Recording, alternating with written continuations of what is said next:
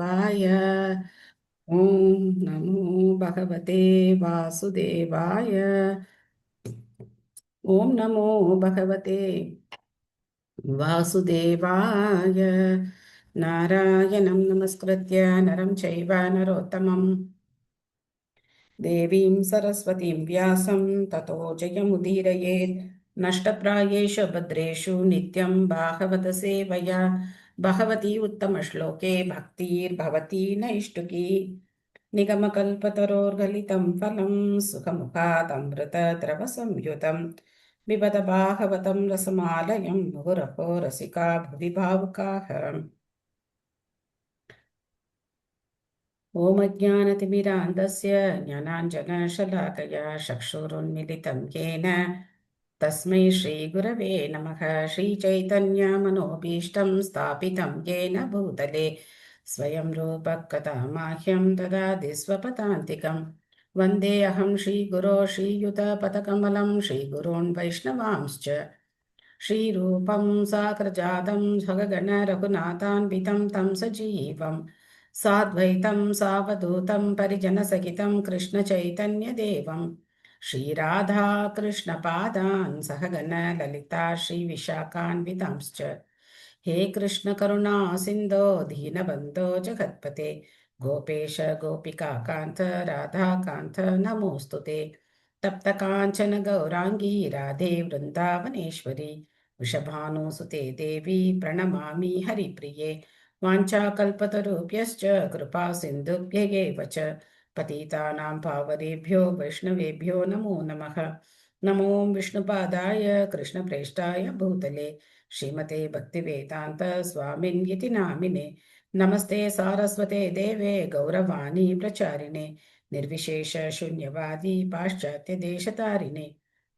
जय श्री कृष्ण चैतन्य प्रभु नित्यानंद श्री अद्वैत गदाधर श्रीवासादि गौर भक्त वृंद।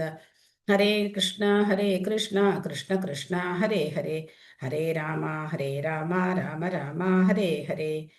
मुखं करोति वाचालं पङ्गुं लङ्घयते गिरिं यत्कृपातमहं वन्दे श्रीगुरुं दीनधारिणं परमानन्दं माधवं श्रीचैतन्यमीश्वरं। हरिः ओं तत्सत्। कथाञ्चन स्मृते यस्मिन् दुष्करं सुकरं भवेत् स्मरेति प्रीतं श्रीचैतन्यं नमामिथम्। हरे कृष्णा। ஸ்ரீமத் பாகவதம் முதல் ஸ்கந்தம் 18வது அத்தியாயம் பிராமண சிறுவனால் பரீட்சித் மகாராஜர் சபிக்கப்படுதல் தான் நம்ம இன்னைக்கு பார்க்க போறோம். ஸோ நேற்று பார்த்ததுல என்ன ஞாபகம் இருக்கு சொல்லலாமா? ஹரே கிருஷ்ணா மாதாஜி. சாந்தி மாதாஜி. பகவான் வந்து 4.9ல சொல்றாங்க, என்னுடைய பிறப்பும் என்னுடைய செயல்களும் திவ்யமானவைன்றது யார் ஒருத்தர் புரிஞ்சுக்கிறாங்களோ அவங்க இந்த ஜட உடலை விட்டு வந்ததுக்கு அப்புறம் மீண்டும் பிறவி எடுப்பதில்லைன்னு சொல்றாங்க. அதே மாதிரி இங்க வந்து அப்படிப்பட்ட செயல்களை வந்து நம்ம வந்து ஒரு நல்ல ஆச்சாரியர்கள்ட்ட குரு மூலமாகவும் நம்ம ரொம்ப அடக்கத்தோட கேட்கணும் அப்படின்னு சொல்லி நேற்று பார்த்தோம் மாதாஜி. அது மாதிரி இந்த சௌனகாதி ரிஷிகள் வந்து சூதகோஸ்வாமிகிட்ட கேட்குறப்ப அவங்க சொல்றாங்க, நீங்க இந்த செயல்களை பகவானை பத்தி சொல்றப்ப எங்களுக்கு அது ரொம்ப அமிர்தம் போல இருக்கு, நீங்க ரொம்ப அழகா சொல்றதுனால நீங்க பல்லாண்டு வாழணும் அப்படின்னு சொல்லி வாழ்த்தணும்னு அவங்க சொல்றாங்க. அது மாதிரி நம்மளும் ஆச்சாரியர்கள்ட்டையும் குரு மூலமாகவும் இந்த அவருடைய செயல்களை நம்ம கேட்க கேட்க நமக்கும் பகவானுடைய திருவடிக்கு போறதுக்குள்ள ஒரு வாய்ப்பு கிடைக்கும் அப்படின்னு சொல்லி பார்த்தோம் மாதாஜி. ஹரே கிருஷ்ணா. கலியுகத்துல இந்த கலியுகத்தில் பகவானோட நாம சங்கீர்த்தனம் தான் நல்ல பலனை அளிக்கக்கூடிய யாகம். அதை தவிர வேறு யாகம் எதுவும் இல்லை அப்படிங்கிறது ஒரு வேத கட்டளையாக இருக்கிறது. Very good very good. Thank you Mataji. கலியுகத்துல நல்லது செய்யணும்னு நினைக்கிறது செய்யறத விட நினைச்சாலே அதுக்கு பலன் உண்டு. Very good. ஆனா பாவத்தை செஞ்சாதான் பாவம் இல்லையா? மனசுல நினைச்சா பாவம் கிடையாது. ஆனாலும் நம்ம மனசுல நினைக்க கூடாது, நினைக்க கூடாது, ஏன்னா நினைச்சா செஞ்சிருவோம். ஓகே. பக்தி தொண்டுங்கிற உயர்ந்த சுவை கிடைக்கும் போது தாழ்ந்த சுவையெல்லாம் ஓடிடும். Very good. அதாவது பகவத் பக்தருக்கு எது நேர்ந்தாலும் அது பகவானின் விருப்பப்படிதான் நடக்கிறது. எல்லாருக்கும் பகவானுடைய விருப்பம் தான் நடக்குது. ஆனா பகவத் பக்தர்கள் அதை புரிஞ்சுக்கிறாங்க, அவங்க வந்து புரிஞ்சிட்டு இருக்காங்க. Thank you all. ஸோ நேற்று பார்த்தோம் துளையாமா லவேனாபி, அந்த ஒரு வினாடியை விட குறைந்த நேரம் ஒரு பகவத் பக்தருடைய சங்கம் கிடைச்சா கூட அதனுடைய பலன் எதோடையும் ஒப்பிட முடியாது. சொர்க்கத்தை விடையோ இல்ல அபவர்க்க அதுக்கெல்லாம் விட ஒப்பிட முடியாது. இந்த பௌதிக உலகத்துல கிடைக்கக்கூடிய சுகங்களை பத்தி என்ன சொல்றதுக்கு இருக்கு அப்படின்னு சௌனகாதி ரிஷிகள் ரொம்ப உயர்த்தி பேசினாங்க பக்தர்கள் சங்கத்தை. இன்னைக்கு என்ன சொல்ல போறாங்கன்னு பார்ப்போம். ஸ்ரீமத் பாகவதம் முதல் ஸ்கந்தம் 18வது அத்தியாயம் பிராமண சிறுவனால் பரீட்சித் மகாராஜால் சபிக்கப்படுதல் பதம் 14. को नाम तृप्त्येऽत्रसवित् कथायां महत्तमैकान्तपरायणस्य नान्तं गुणानाम् अगुणस्य जग्मून् योगेश्वरा ये भवपात्ममुख्याः. அற்புதமான ஸ்லோகம். மொழிபெயர்ப்பு பொருளுரை வழங்கியவர் திவிதராச பக்திவேதாந்த சுவாமி ஸ்ரீல பிரபுபாத் கி ஜெய். பரமபுருஷரான பகவான் ஸ்ரீ கிருஷ்ணரே கோவிந்தன் மிகச்சிறந்த ஜீவராசிகளுக்கும் தனிப்பட்ட புகலிடமாக விளங்குகிறார். அவரது திவ்யமான இயற்கை குணங்களை சிவபெருமானையும் பிரம்மதேவரையும் போன்ற யோக சக்திகளின் தலைவர்களாலும் கூட அளவிட முடியாது. அமுதத்தை ரசத்தை சுவைப்பதில் கைதேர்ந்த ஒருவரால் அவரை பற்றிய செய்திகளை கேட்டு எப்பொழுதாவது முழுமையாக திருப்தி அடைய முடியுமா?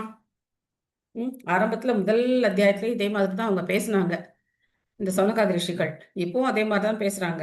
ஆனா இப்ப என்ன ஆட் பண்ணிட்டு இருக்காங்க அப்படின்னா, ஈவன் சிவபெருமான் பிரம்மதேவர் அந்த மாதிரி யோக சக்திகளை எல்லாம் அடைஞ்சவங்களால கூட பகவானுடைய அந்த குணங்களை சொல்லி முடியல.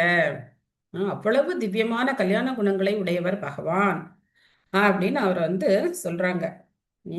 அப்போ யார்தான் அமிர்தத்தை சுவைச்சவங்க, யார்தான் இல்ல இல்ல திகட்டிடுற அப்படின்னு யார் சொல்வா அப்படின்னு சொல்றாங்க. யோகேஸ்வரா ஏ பவபாத்ம முக்கிய. பவ அப்படின்னா சிவபெருமான், பாத்ம அப்படின்னா பிரம்மதேவர். பிரம்மதேவர் சிவபெருமான் போன்றவர்கள் கூட சொல்லி அவங்களால இன்னும் முடிக்க முடியல அப்படின்னு சொல்றாங்க. ஹேமலதா மாதாஜி படிக்கிறீங்களா? படிக்கிறேன் மாதாஜி. படிங்க.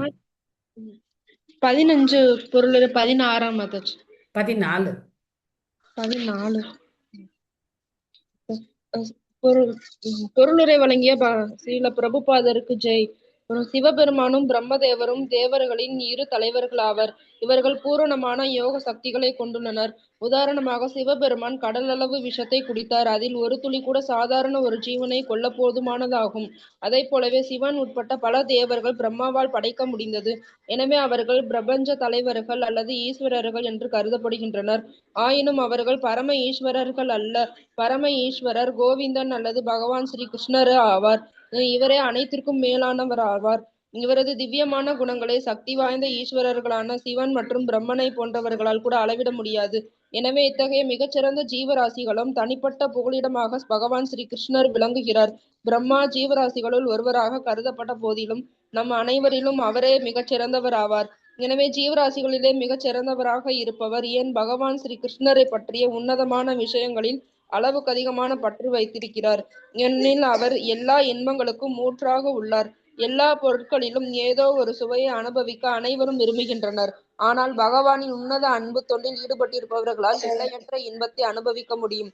பகவான் எல்லையற்றவர். அவரது நாமம், குணங்கள், லீலைகள், பரிவாரம் போன்ற அனைத்தும் எல்லையற்றவை. அவற்றை அனுபவிப்பவர்களும் அவைகளை எல்லையற்ற அளவுக்கு அனுபவிக்கின்றனர். இருப்பினும் அவர்கள் போதுமென்ற திருப்தியை அடைவதே இல்லை. இவ்வுண்மை பத்ம புராணத்தில் உறுதி செய்யப்படுகிறது. ரமந்தே யோகினோ நந்தே சத்யானந்த சித் ஆத்மனி இதி ராம பதோ நசௌ பரம் பிரம்மாபிதீயதே. யோகிகள் பரம சத்தியத்திலிருந்து எல்லையற்ற இன்பங்களை பெறுவதால் பரம சத்தியமான பரம புருஷர் ராமர் என்றும் அறியப்படுகிறார். இத்தகைய திவ்யமான உரையாடல்களுக்கு முடியவில்லை. பௌதிக விஷயங்களில் திகட்டல் உண்டு, ஆனால் ஆன்மீக விஷயங்களில் திகட்டல் ஏற்படுவதே இல்லை. சூத கோஸ்வாமி நைமிஷாரண்ய முனிவர்களின் முன் ஸ்ரீ கிருஷ்ணரை பற்றி வர்ணனைகளை தொடர விரும்பினார். முனிவர்களும் அவர் பேசுவதை தொடர்ந்து கேட்பதேனும் தங்களது ஆவலை வெளிப்படுத்தினர். பகவானும் அவரது குணங்களும் உன்னதமானவை என்பதால் இத்தகைய சம்பாஷணைகள் தூய்மையடைந்த சபையோரின் கேட்கும் ஆவலை தூண்டுகின்றன. ஜெய் கிருஷ்ணா. நன்றி மாதாஜி. ஹரே கிருஷ்ணா. ஹரே கிருஷ்ணா. இந்த ஸ்லோகம் எனக்கு ரொம்ப பிடிச்ச ஸ்லோகம். ரமந்தே யோகினோ நந்தே சத்யானந்த சிதாத்மனே இதி ராமபதே நாசோ பரம் பிரம்மா விதீயதே. ரமந்தே யோகினோ நந்தே. இந்த யோகிகள்லாம் இருக்காங்களே, அவங்கெல்லாம் எப்படிப்பட்டவங்க அப்படின்னா, இந்த உலக விஷயத்துல அவங்களுக்கு எந்த விருப்பமும் கிடையாது. இந்த உலகத்துல இருக்கிற எந்த கவர்ச்சிகரமான பொருளை பார்த்தும் அவங்க கவரப்பட மாட்டாங்க. ஆனா அப்பேற்பட்ட யோகிகளே கவரக்கூடிய ஒரு பொருள் இருக்கு அப்படின்னாக்க அவர் பகவான் தான். ரமந்தே யோகினோ நந்தே சத்யானந்த சிதாத்மனே. அவங்களே அவ்வளவு ஆனந்தத்தை அனுபவிக்கிறாங்களாம் ராமா அப்படிங்கிற நாமத்தை சொல்லும் போது. ஆனா நம்ம நிலைமைய பாருங்க, நமக்கு ராமான்னு சொல்லும் போது ஆனந்தம்லாம் வர்றதில்லை. நமக்கு ஒரு குச்சி ஐஸை பார்த்தா கூட என்ன வரும், ஆசை வரும். ராமான்னு சொன்னா ஆசை வருமானலாம் தெரியல நமக்கு. நம்ம அந்த மாதிரி நிலைமை, அட்லீஸ்ட் நான் அந்த மாதிரி நிலைமையில இருக்கேன். ஸோ ஆனா அந்த யோகிகள் இந்த உலகத்துல இருக்கக்கூடிய எந்த பொருளாலையும் அவங்கள கவரவே முடியாது. நீங்க வைர வைடூரியத்தை கொண்டு போய் அவங்க முன்னாடி வச்சாலும் சரி, இல்ல அழகான பெண்கள், இல்ல என்ன, இல்ல இப்போ வந்திருக்கிற லேட்டஸ்ட் மாடல் செல்போன் என்ன கொண்டு போய் அவங்க முன்னாடி வச்சாலும் சரி, அதெல்லாம் அவங்க சட்டை பண்ணவே மாட்டாங்க. ஆனா இந்த ராமா அப்படிங்கிற வார்த்தை அப்படிங்கிறது அவங்கள அத்தனை இன்பம் அவங்களுக்கு கொடுக்கக்கூடிய வார்த்தையாம். பத்ம புராணத்துல சொல்லப்பட்டிருக்கு ரமந்தே. அதனால்தான் பகவான் ராமா அப்படிங்கிறதுக்கு என்ன அர்த்தம்னா எல்லையற்ற ஆனந்தம். அந்த ஆனந்தத்தை கொடுக்கக்கூடியதுனால அவருக்கு ராமா அப்படிங்கிற பேர். சோ அப்போ இங்க பிரபுபாதர் எதுக்காக சிவபெருமான் எவ்வளவு யோக சக்திகளுடைய தலைவர் அப்படின்னு சொல்றார். அதாவது அந்த பார்க்கடலை கடைஞ்ச போது ஒரு சேவை சிவபெருமானுக்கு கொடுக்கப்பட்டது. என்ன, அந்த விஷத்தை குடிக்கணும். ஏன்னா முதல்ல விஷம்தான், அந்த விஷத்தை குடிக்கணும். அப்பேற்பட்ட சேவையை சிவபெருமான் செய்கிறார். ஸோ நம்ம பார்த்தோம் பீஷ்ம தேவர் எப்படி பகவானுக்கு ஆப்போசிட் சைட்ல நின்று சண்டை போட்டார். ஒவ்வொரு பக்தர் பார்த்தீங்க அப்படின்னாக்கா செய்யற சேவையெல்லாம் பார்த்தா ரொம்ப அதிசயமான சேவைகளை செய்யறாங்க. பீஷ்மர் பகவானுக்கு எதிர் திசையில நின்று எதிரியா நின்று சண்டை போட்டு பகவானுக்கு சேவை செய்தார். இங்க சிவபெருமான் பகவானுடைய கட்டளைப்படி விஷத்தை குடிக்கிறார். அதே மாதிரி கங்கையை தலையில தாங்கிக்கிறார் சிவபெருமான். பிரம்மதேவர் எல்லாரையும் படைக்கிற அந்த சேவையை ஏத்துக்கிட்டார். இந்த மாதிரி அரிதான சேவைகள் எல்லாம் மிகப்பெரிய பக்தர்கள் பகவானுக்காக செய்யறாங்க. ஆனா இதுக்கு மேல பகவான் இருக்கார் அப்படிங்கிற உண்மை தெரியாதவங்க என்ன நினைப்பாங்க, இவங்க தான் சுப்ரீம் அப்படின்னு நினைக்கிறவங்க நினைப்பாங்க, சிவபெருமான் தான் முழுமுதற் கடவுள் அப்படின்னு நினைக்கிறவங்க நினைப்பாங்க. தவறு கிடையாது. ஏன்னா அவருக்கு மேல பகவான் இருக்கார் அப்படிங்கிறது அவங்களுக்கு தெரியாது. சோ அதனால பகவானுடைய செய்திகளை கேட்கறதுல எங்களுக்கு எந்த சலிப்பும் இல்லப்பா. நாங்க தொடர்ந்து கேட்கிறோம், நீங்க சொல்றது சொல்லிட்டே இருங்க, எவ்வளவு நாள் சொன்னாலும் சரி அங்க உட்காந்து கேட்டுட்டே இருக்கோம் அப்படின்னு சொல்றாங்க. அந்த மனநிலை நமக்கு இல்லைனாலும் நம்ம வர வச்சுக்கணும். 12 காண்டங்கள் பாகவதத்தை நாம தொடர்ந்து படிக்கணும், கேட்கணும் அப்படின்னு சொல்லி நாமளும் ஒரு உறுதி எடுத்துக்கணும். தன்னோ பவான் வை பகவத் பிரதானோ மகத்தமை காந்த பராயணஸ்ய ஹரேர் உதாரம் சரிதம் விசுத்தம் சுஷ்ருஷதாம் நோ விதனோது வித்வன். சூத கோஸ்வாமியே பரமபுருஷர் தங்களுடைய வழிபாட்டுக்குரிய முக்கிய பொருளாக இருப்பதால் தாங்கள் சிறந்த அறிஞராகவும் பகவானின் தூய பக்தராகவும் விளங்குகிறீர்கள். எனவே பௌதிக கருத்துக்களுக்கெல்லாம் அப்பாற்பட்ட பகவானின் நிலைகளை பற்றி கேட்டறிய நாங்கள் ஆவல் கொண்டிருப்பதால் தயவு கூர்ந்து அவற்றை விவரிக்க வேண்டுகிறோம். பாதிலெல்லாம் நிறுத்திடாதீங்க, அதுக்கப்புறம் இதையும் ஷார்ட்லாம் பண்ணிடாதீங்க. நீங்க நல்ல விரிவாவே எங்களுக்கு சொல்லுங்க. ஏன்னா நீங்க அப்பேற்பட்ட ஒரு பக்தரா இருக்கீங்க அப்படின்னு அவருடைய பெருமைகளையும் சொல்லி இந்த மாதிரி கேட்கறதுக்கு நாங்க அவலா இருக்கோம் அப்படின்னு சொல்றாங்க. சித்ரா மாதாஜி படிக்கிறீங்களா? ஹரே கிருஷ்ணா மாதாஜி. ஹரே கிருஷ்ணா. மொழிபெயர்ப்பு பொருளுரை வழங்கிய தெய்வ திரு ஆசா பக்திவேதாந்த சுவாமி பிரபுபாதருக்கு ஜெய். பகவானின் உன்னதமான செயல்களை பற்றி பேசுபவர் பரம புருஷராகிய ஸ்ரீ கிருஷ்ணரை மட்டுமே வழிபடுபவராக இருக்க வேண்டும். சபையோரும் அதை கேட்பதில் ஆர்வம் கொண்டிருக்க வேண்டும். இதனால் பகவானை பற்றிய உரையாடலை தொடர்வதற்குரிய சூழ்நிலை ஏற்படும். பேசுவதை வாழ்க்கை தொழிலாக கொண்டவர்களும் பௌதீக சிந்தனை கொண்ட சபையோரும் இத்தகைய உரையாடல்களால் உண்மையான நன்மையை அடைய முடியாது. இத்தகைய பேச்சாளர்கள் வயிற்று பிழைப்புக்காக பாகவதம் பேசுகின்றனர். இதை கேட்கும் சபையோரும் மதம், செல்வம், புலன் நுகர்வு அல்லது முக்தி போன்ற சில பௌதீக நன்மைகளை பெறுவதை நோக்கமாக கொண்டுள்ளனர். இத்தகைய பாகவத பிரசங்கம் பௌதிக குணங்களின் களங்கத்தில் இருந்து தூய்மையடைந்ததாக இருக்காது. ஆனால் நைமிஷாரண்ய முனிவர்களுக்கும் ஸ்ரீ சூத கோஸ்வாமிக்கும் இடையில் நிகழ்ந்த உரையாடல் உன்னத நிலையில் இருப்பதாகும். இதில் பௌதிக நன்மையை பெறும் நோக்கம் இருக்கவில்லை. இத்தகைய சம்பாஷணைகளால் பேச்சாளர் மற்றும் சபையோர் ஆகிய இருவருமே எல்லையற்ற உன்னத ஆனந்தத்தை அனுபவிக்கின்றனர். எனவே பல ஆயிரக்கணக்கான ஆண்டுகளுக்கு அவர்களால் பாகவத சம்பாஷணைகளை தொடர முடியும். இதை பாகவத மொழிப்பொழிவுகள், பாகவத சப்தாகங்கள் 7 நாட்கள் மட்டுமே நடைபெறுகின்றன. அது முடிந்த உடனேயே பேச்சாளரும் சபையோரும் வழக்கம் போல் பௌதீக செயல்களில் ஈடுபடுகின்றனர்.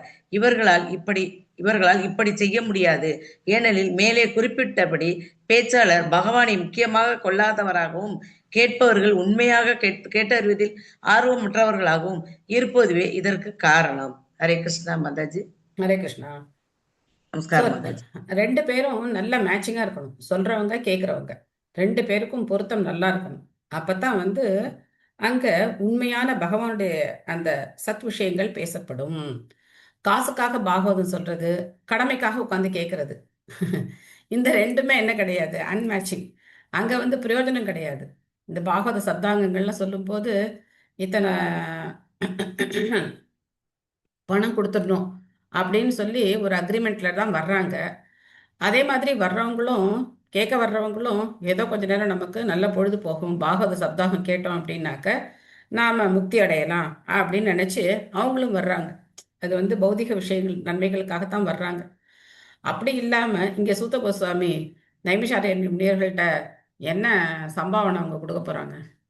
அவங்களே யாகம் பண்ணிக்கிட்டு உடம்பெல்லாம் கருப்பாகி உட்கார்ந்துருக்காங்க. அவங்க கிட்ட இருந்து என்ன சம்பாவனை கிடைக்கும்? அவருக்கு ஒன்றும் கிடையாது.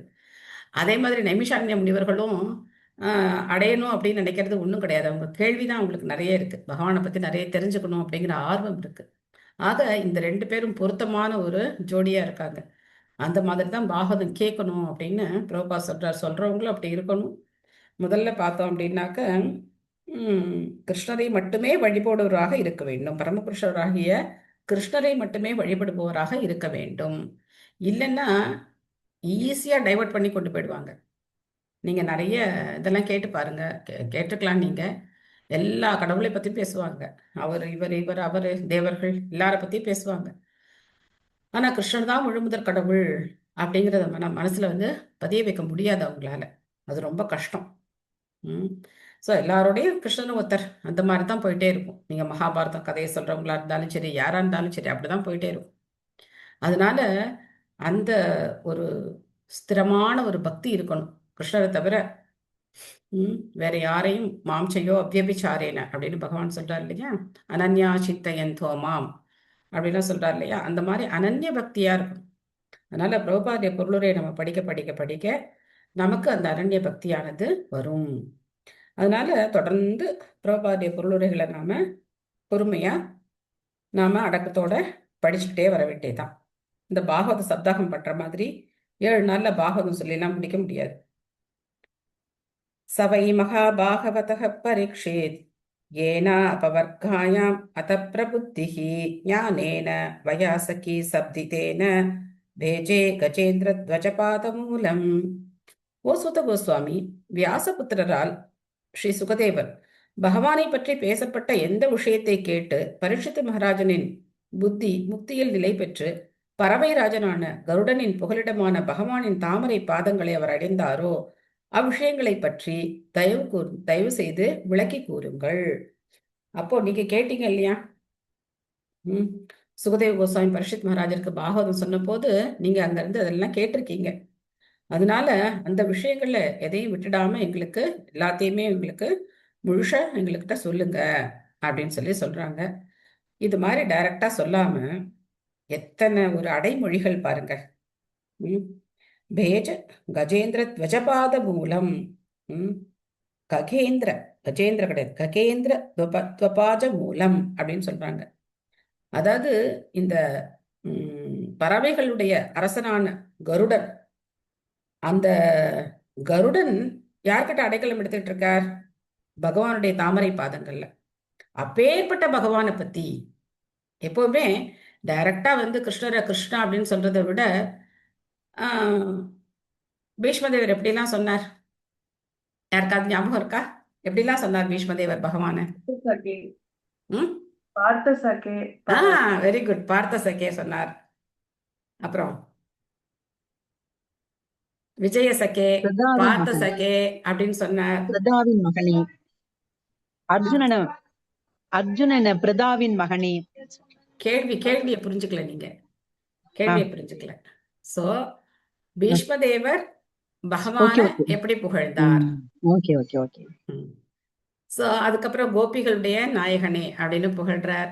அப்போ அந்த பொருளுரையில பிரபுபா சொல்றார், கிருஷ்ணரை டைரக்டா கிருஷ்ணன் சொல்றதை விட கிருஷ்ணனுடைய லீலைகள், கிருஷ்ணனுடைய பக்தர்களை பத்தி சொல்லி அவரோட ஒப்பிட்டு சொல்லும்போது கிருஷ்ணன் ரொம்ப சந்தோஷப்படுறார் அப்படின்னு சொன்னார்.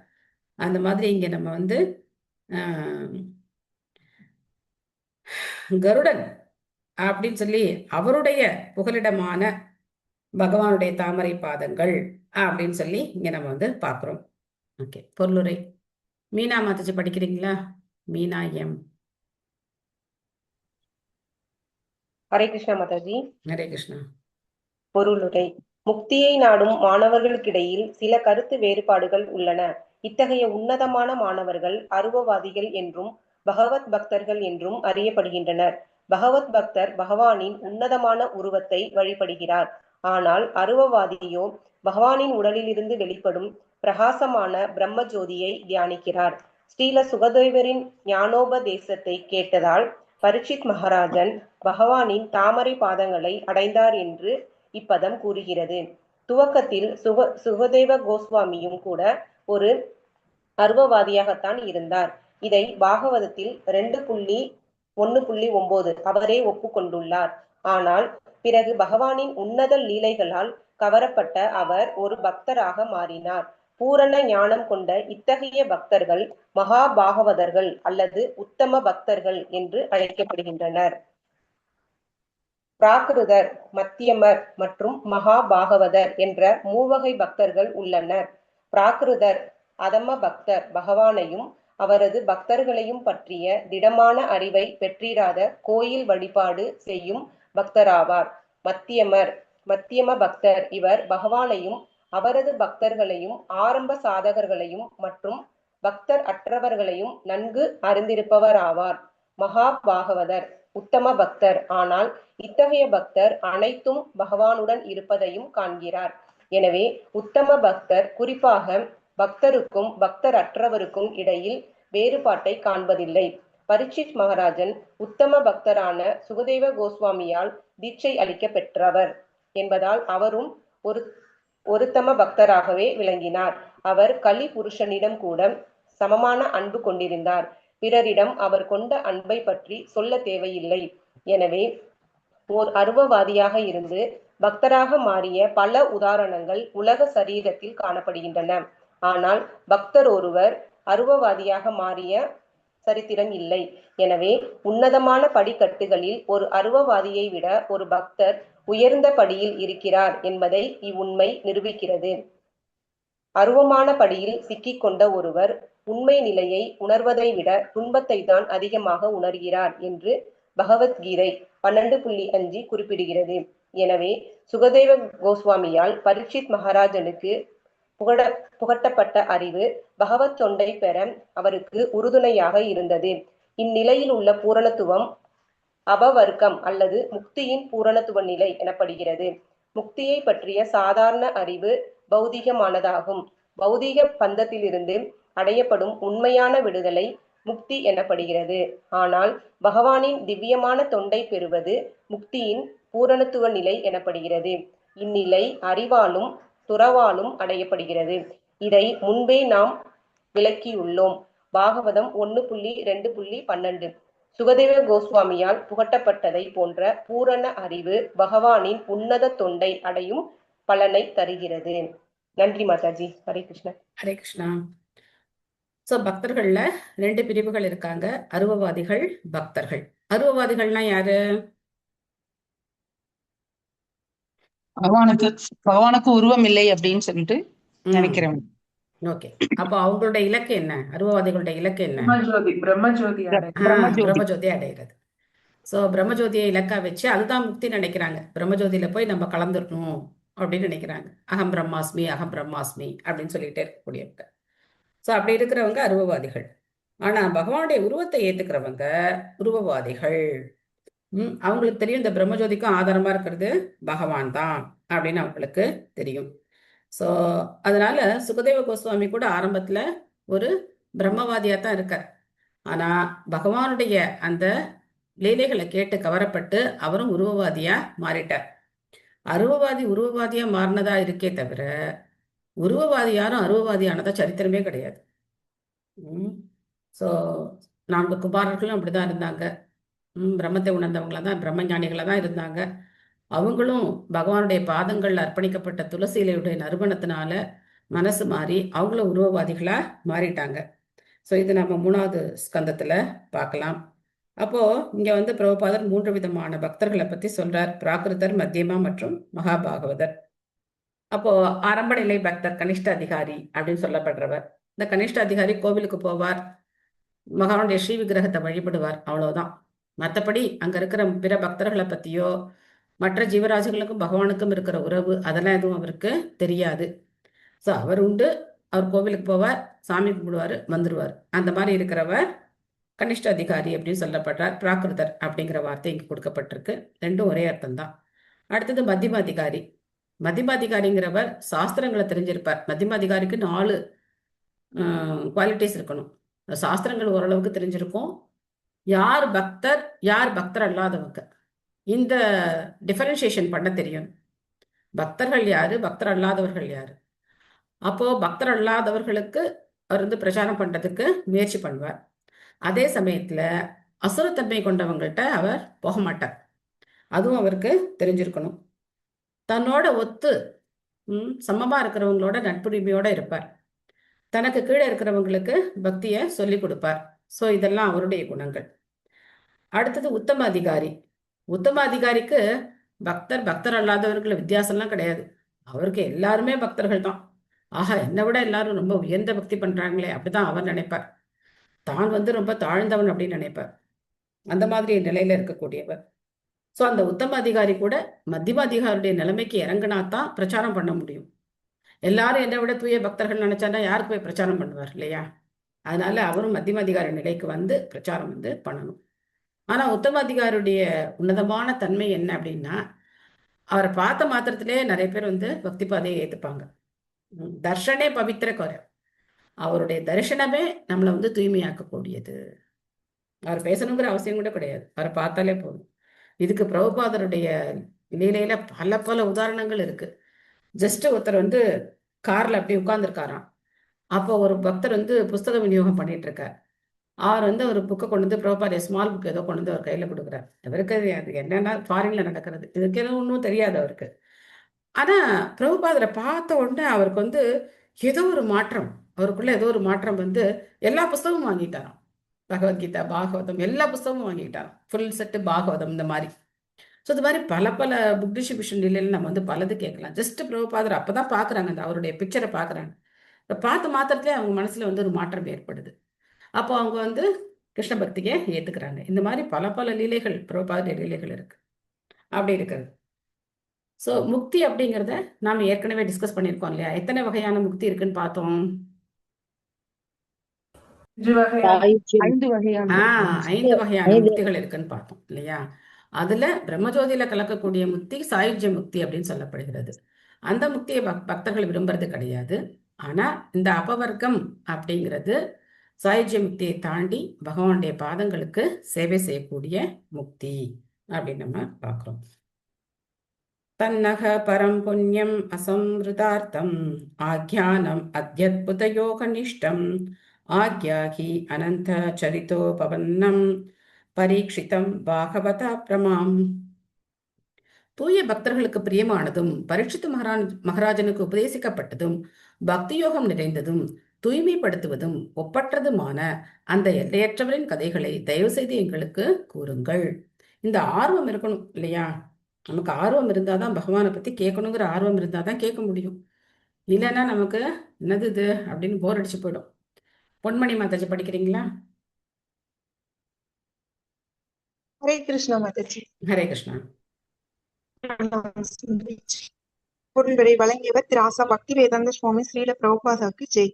ஸ்ரீமத் பாகவதம் பரீட்சித் மகாராஜனுக்கு உபதேசிக்கப்பட்டதும் தூய பக்தர்களுக்கு மிக பிரியமானதும் ஆகும். இது எல்லையற்ற பரமனின் செயல்களை பற்றிய வர்ணனைகளை கொண்டது என்பதால் இது பகவானின் பக்தி தொண்டு அல்லது பக்தி யோக விஞ்ஞானம் ஆகும். இவ்வாறாக இது பரம் அல்லது உயர்ந்தது எனப்படுகிறது.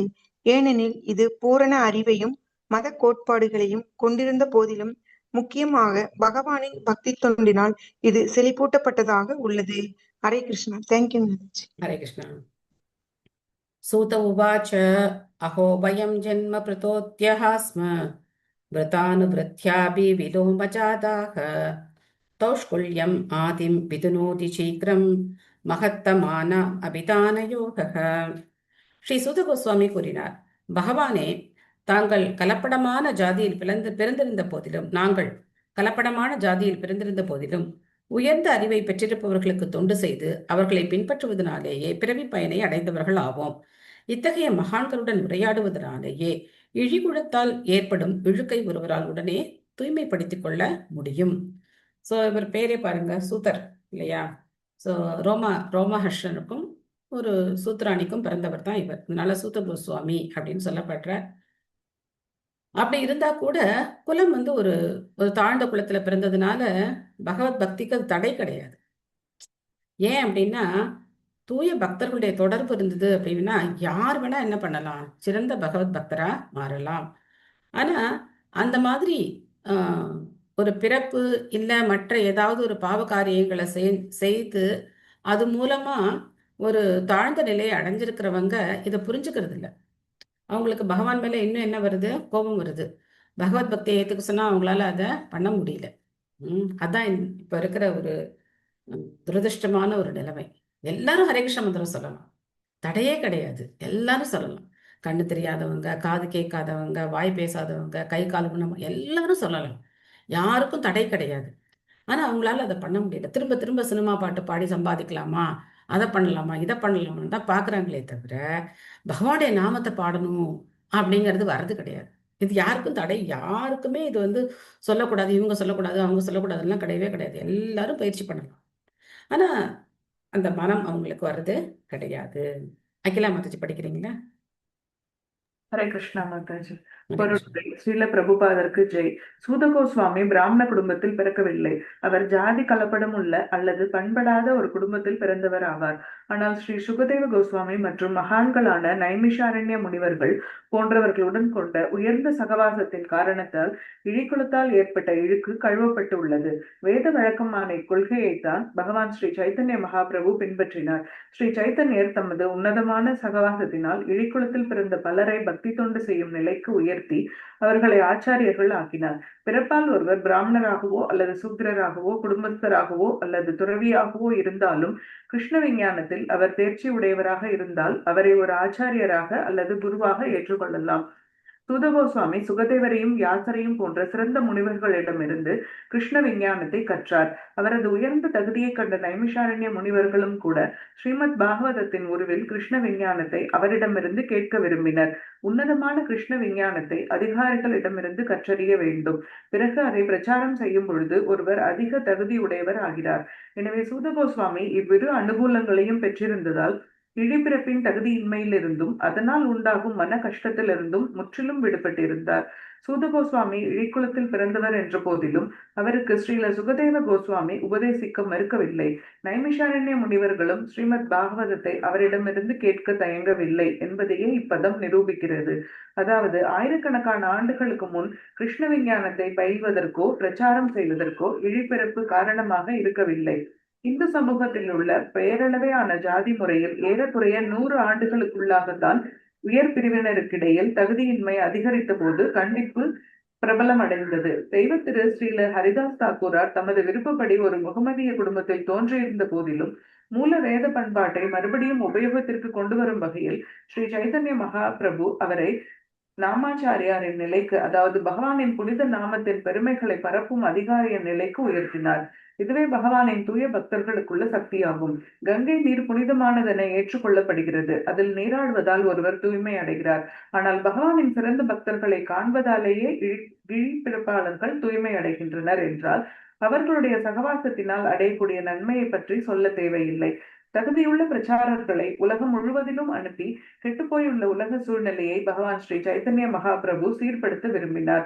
இப்பணியை ஏற்று மிகச்சிறந்த மனிதாபிமான செயலை நிறைவேற்றுவது இந்தியர்களின் முக்கிய கடமையாகும். இன்று உடல் நோயை விட மனநோய் தீவிரம் அடைந்துள்ளது. எனவே உலகம் முழுவதிலும் தாமதமின்றி ஸ்ரீமத் பாகவத பிரச்சாரத்தை மேற்கொள்வதற்கு இதுதான் தகுந்த நேரம். மகத்தமான அபிதான என்பது சிறந்த பக்தர்களின் வாக்கியங்களை கொண்ட அகராதியையும் குறிக்கும். தூய பக்தர்களின் வார்த்தைகளையும் பகவானின் வார்த்தைகளையும் கொண்ட இத்தகைய ஒரு அகராதி வேதங்களிலும் குறிப்பாக ஸ்ரீமத் பாகவதத்திலும் உள்ளன. Hare Krishna. Thank you Mataji. Thank you Mataji. So இது வந்து குலமோ இல்லைன்னா நம்மளுடைய முன் பிறவியுடைய அந்த பாவ விளைவுகளோ எதுவுமே என்ன கிடையாது, ஒரு தடை கிடையாது.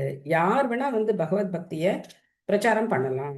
ஆனா முக்கியமான தகுதி என்ன அப்படின்னா, அவங்க ஒரு உன்னதமான பக்தர்கள்ட்ட இருந்து என்ன பண்ணிருக்கணும், கேட்டிருக்கணும். இங்க வந்து சுகதேவ கோஸ்வாமி கிட்ட சூத கோஸ்வாமி பாகவதத்தை கேட்டார். அப்போ சுகதேவ கோஸ்வாமியும் மறுக்கல, அவருக்கு சொல்லி கொடுக்கறதுக்கு அவரும் மறுக்கல. அதே சமயத்துல இந்த நைமிஷாரண்ய முனிவர்கள் எல்லாம் பிராமணர்கள். பிராமணர்கள் எல்லாம் யார்கிட்ட உட்கார்ந்து பாகவதம் கேட்கிறாங்க? அவங்கள விட குலத்துல தாழ்ந்த சூத கோஸ்வாமி கிட்ட உட்கார்ந்து பாகவதத்தை அவங்க கேட்குறாங்க. அப்போ கேட்குறவங்க சொல்றவங்க குலத்தை பார்க்கல, ரெண்டு இடத்துலையும் பார்க்கல.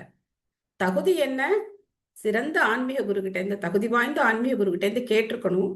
அப்படி கேட்டதுனாலேயே அவங்களுக்கு அந்த தகுதி, பகவானை பத்தி சொல்றதுக்கான தகுதி வந்துருது.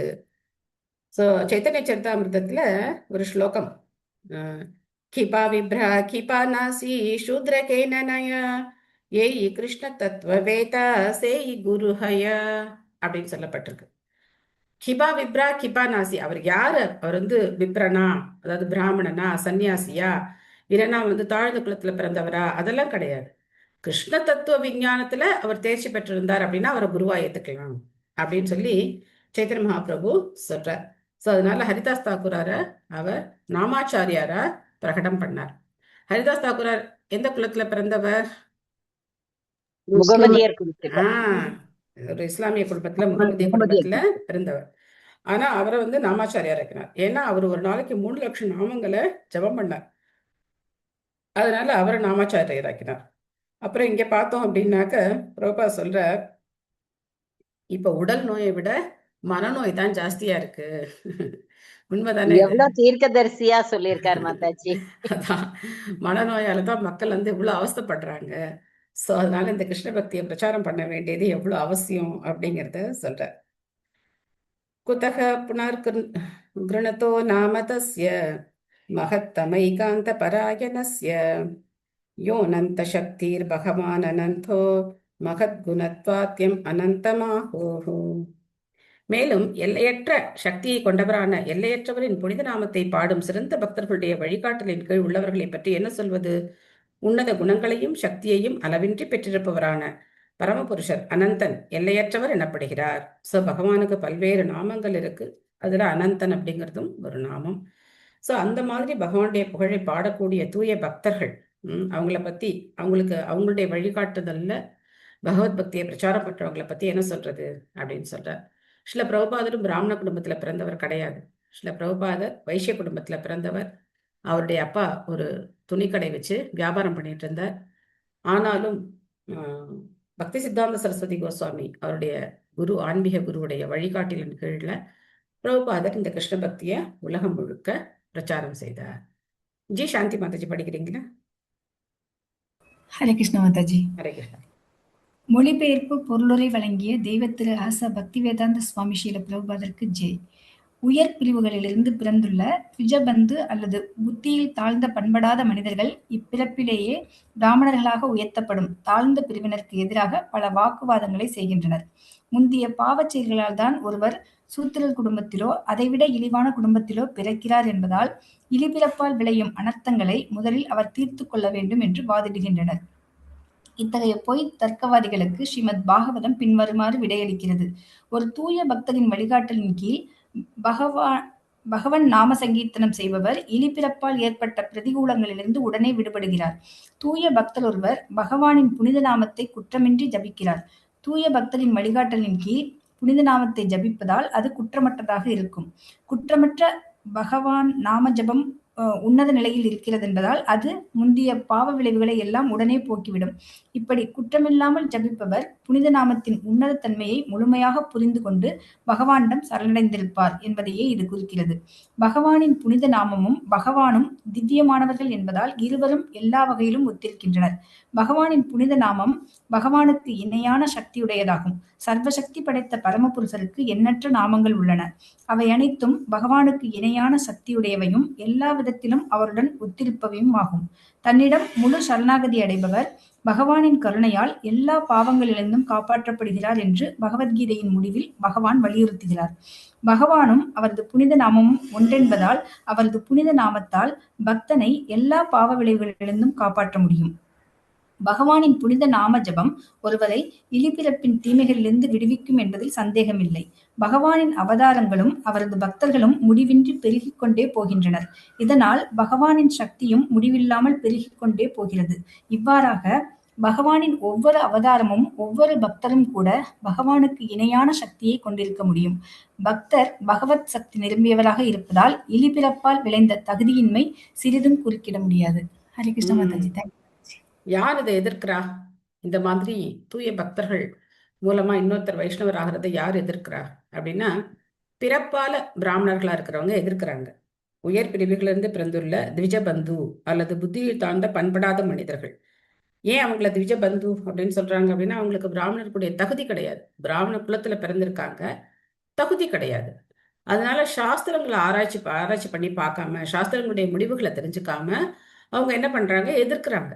அவங்க என்ன சொல்றாங்க அப்படின்னா, உன்னுடைய பாவ விளைவுகள் காரணமா தான் நீ என்ன பண்ணிருக்க, ஒரு இழிவான குடும்பத்துல பிறந்திருக்க. அது என்னமோ உண்மைதான், அதுல எந்த தவறும் கிடையாது. நாம செய்த பாவத்துக்கு ஏத்த மாதிரி, பாவ புண்ணியங்களுக்கு ஏத்த மாதிரி நமக்கு ஒரு பிறவி கிடைக்குதுங்கிறது உண்மை.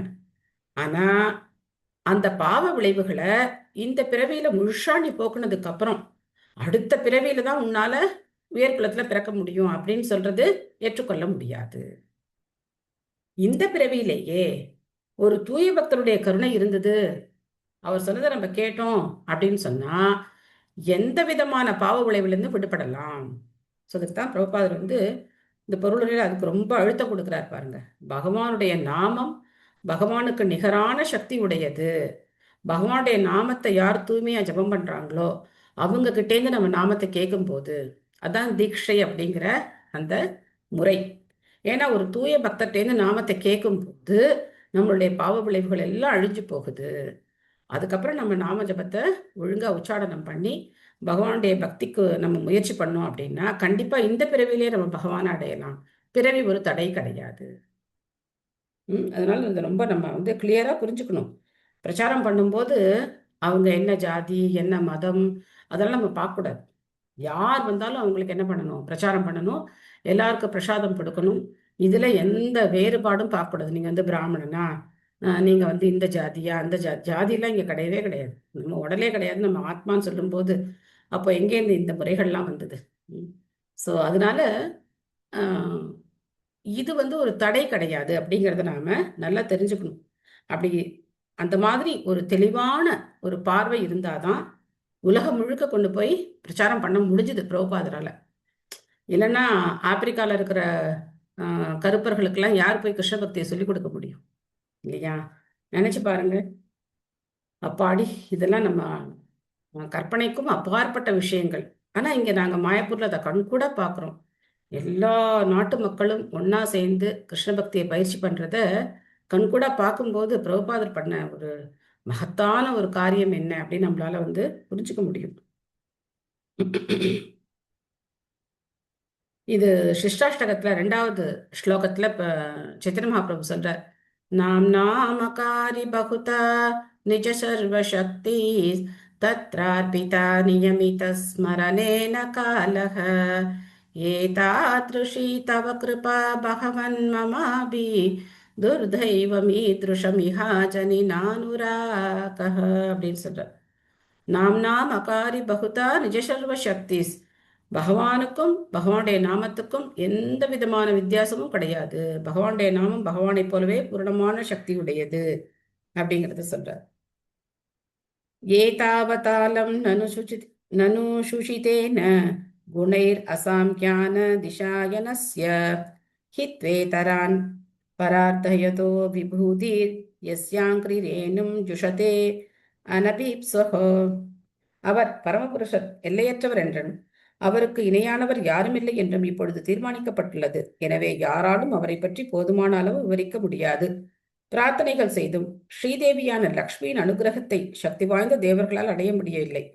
ஆனால் இதே லக்ஷ்மி தேவியின் சேவையை பெறும் மனமில்லாதவராக பகவான் இருந்த போதிலும் லக்ஷ்மி தேவி அவருக்கு தொண்டு செய்து வருகிறாள். எஸ்யாங்கிரேனும் ஜுஷதே அனபீப்சு. பகவானுக்கு விருப்பம் இல்லை லக்ஷ்மி தேவி அவருக்கு பாத சேவனம் செய்யணும்னு அவர் விரும்பல. ஆனாலும் லக்ஷ்மி தேவி என்னுடைய சேவையை விட்டுட்டு அப்புறம் என்ன பண்றது அப்படின்னு சொல்லி பகவானுக்கு சேவை பண்ணிக்கிட்டே இருக்காங்களாம். விமலா தேவி மாதாஜி படிக்கிறீங்களா? ஹரே கிருஷ்ணா மாதாஜி. ஹரே கிருஷ்ணா. ஸ்ரீல பிரபுபாதருக்கு ஜெய். சுருதிகளின்படி பரமபுருஷர் அது பரமபுருஷரான பரபிரம்மம் செய்ய வேண்டியது எதுவும் இல்லை. அவருக்கு இணையானவரோ உயர்ந்தவரோ ஒருவரும் இல்லை. எல்லையற்ற சக்திகளை கொண்டுள்ள அவரை ஒவ்வொரு செயலிலும் அவரது இயல்பான பக்குவமான வழிகளில் நிறைவேற்றப்படுகின்றன. பரமபுருஷர் பரிபூர்ணமானவர் என்பதால் பிரம்மாவை போன்ற சிறந்த தேவர்கள் உட்பட வேறு எவரிடமிருந்தும் எதையும் பெற வேண்டிய அவசியம் அவருக்கு இல்லை. மற்றவர்கள் லக்ஷ்மி தேவியின் அனுகிரகத்திற்காக பிரார்த்திக்கின்றனர் என்றாலும் அவர்களுக்கு அனுகிரகம் பாலிக்க மறுத்து விடுகிறாள். ஆனால் அவளிடமிருந்து பகவானுக்கு தேவைப்படுவது எதுவும் இல்லை என்ற போதிலும் அவருக்கு தொண்டு செய்வதில் அவள் ஈடுபட்டுள்ளார். பரமபுருஷர் தமது கற்போதக சாயி விஷ்ணுவின் ரூபத்தில் நித்தியமாக தம் சேவையில் ஈடுபட்டுள்ள பிரம்மாவை உற்பத்தி செய்கிறார். பௌதிக உலகில் படைக்கப்பட்ட முதல் ஜீவராசியான பிரம்மா பரமபுருஷரின் நாபி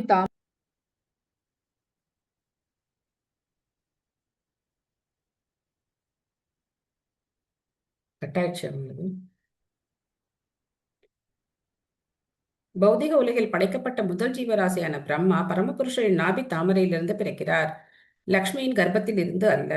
இவை பகவானின் பூரண சுதந்திரத்தையும் பூரணத்துவத்தையும் குறிக்கும் சில உதாரணங்கள் ஆகும். அவர் செய்ய வேண்டியது எதுவும் இல்லை என்பது அவர் அருவமானவர் என்பதை குறிப்பதாகாது. அவர் நினைத்தற்கரிய சக்திகளை பூரணமாக கொண்டிருப்பவர் என்பதால் அவர் விரும்பிய மாத்திரத்தில் சுய முயற்சி இல்லாமலேயே அனைத்தும் நிகழ்கின்றன. எனவே தான் அவர் யோகேஸ்வரர் அல்லது எல்லா யோக சக்திகளுக்கும் இறைவன் என்று அழைக்கப்படுகிறார். சோ பகவானுக்கு லக்ஷ்மி தேவியுடைய அந்த ஹரே கிருஷ்ணா மாதாஜி. மாதாஜி நான் படிச்சுட்டேன் மாதாஜி. அப்படி வெளியே வந்துட்டேன் மாதாஜி. பரவாயில்ல தேங்க்யூ மாதாஜி, பரவாயில்ல. சோ பகவானுக்கு அந்த லக்ஷ்மி தேவியுடைய தயவு தேவையில்லை, நமக்கு தான் தேவை. ஆனா பகவான் எல்லா சக்திகளுக்கும் அவர் தான் மூல காரணமா இருக்கக்கூடியவர். பிரம்மாவை அவர் சொந்தமாவே படைக்கிறார் இல்லையா? அதாபி யத் பாத நாகபருஷ்டம் ஜகத் விரிஞ்சோ பஹ்ருதார் ஹனாம்ப சேஷம் புனாதி அந்யதமோ முகுந்தாத் கோ நாம லோகோ பகவத் பதார்த்தக. பகவான் ஸ்ரீ கிருஷ்ணரை தவிர வேறு யாரால் பரமபுருஷர் என்ற பெயருக்கு தகுதியுடையவராக இருக்க முடியும்? சிவபெருமானை வணக்கத்துடன் வரவேற்று உபசரிப்பதற்காக பிரம்மதேவர் பகவானின் பாத நகங்களிலிருந்து வெளிப்படும் நீரை சேகரித்து அவருக்கு கொடுத்தார். இதே நீர் கங்கை சிவபெருமான் உட்பட முழு பிரபஞ்சத்தையும் தூய்மைப்படுத்துகிறது. சோ பகவானுடைய பாதங்கள்லேருந்து வர்றவங்க தான் கங்கை. அங்கதான் அவங்களுடைய ஆதி மூலம். அவங்களுக்கு அதுதான் கங்காதேவி எங்க உற்பத்தி ஆகிறாங்கன்னா பகவானுடைய பாதங்கள்ல தான் உற்பத்தி ஆகிறாங்க. நமக்கு இங்க கங்கோத்ரி அப்படின்னு சொல்லப்படுது, ஆனா உண்மையிலேயே பகவானுடைய பாதங்கள்ல இருந்து தான் அவங்க உற்பத்தி ஆகிறாங்க. சாந்தி மாதாஜி படிக்கிறீங்களா? சாந்தி மாதாஜி. சில பிரபுபாதருக்கு ஜெய். பொருளுரை. வேத இலக்கியங்கள் பல கடவுள்களை பற்றி குறிப்பிடுவதாக அறியாமையில் உள்ளவர்கள் கருதுகின்றனர். இது முற்றிலும் தவறாகும். பகவான் இரண்டற்ற ஒருவராவார். ஆனால் நம்மை அவர் பல வழிகளில் விரிவடை செய்கிறார். வேதங்கள் இதை உறுதி செய்கின்றன. பகவானின் இத்தகைய விரிவுகளுக்கு ஒரு அளவே இல்லை. ஆனால் அவர்களில் பல ஜீவராசிகளாக உள்ளன. ஜீவராசிகள் பல பகவானின் பூரண அம்சங்களைப் போல் அவ்வளவு சக்தி படைத்தவர் அல்ல. எனவே இருவகையான அம்சங்கள் இருப்பது தெளிவாகிறது. பிரம்மதேவர் ஜீவராசிகளில் ஒருவர் ஆவார். சிவபெருமான் பகவானுக்கும் ஜீவராசிக்கும் இடைப்பட்டவர் ஆவார்.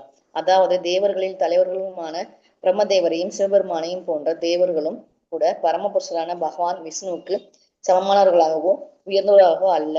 அதிர்ஷ்ட தேவதைகளான லக்ஷ்மியும் பிரம்மா சிவன் போன்ற சக்தி வாய்ந்த தேவர்களும் விஷ்ணு அல்லது ஸ்ரீகிருஷ்ணரின் வழிபாட்டில் ஈடுபட்டுள்ளனர். எனவே உண்மையாகவே பரமபுருஷர் என்று அழைக்கப்படுவதற்கு முகுந்தனை பகவான் ஸ்ரீகிருஷ்ணரை விட வேற யார் அதிக சக்தி வாய்ந்தவர்களாக இருக்க முடியும்? லக்ஷ்மி தேவி, பிரம்மதேவர் மற்றும் சிவபெருமான் ஆகியோர் சுதந்திரமான சக்தியுடையவர்கள் அல்ல. பரமபுருஷரின் விரிவுகள் என்ற முறையில் அவர்கள் தங்களது சக்திகளை பெற்றுள்ளனர். இவர்களும் ஜீவராசிகளும் கூட பகவானின் அன்பு தொண்டில் ஈடுபட்டுள்ளனர்.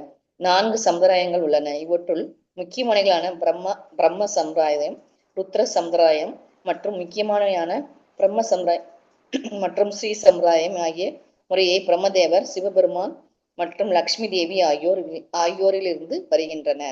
மீதமுள்ள சம்பிரதாயம் என சனத்குமாரனிலிருந்து வரும் குமார சம்பிரதாயம் ஆகும்.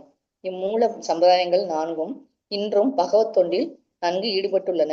பகவான் ஸ்ரீ கிருஷ்ணர் அல்லது முகுந்தனே பரமபுருஷர் என்றும் வேறொருவரும் அவருக்கு சமானரோ உயர்ந்தராகவோ அல்ல என்றும் இச்சம்பிரதாயங்கள் கூறுகின்றன. ஹரே கிருஷ்ண மாதாஜி. நன்றி மாதாஜி. ஹரே கிருஷ்ணா. ஆக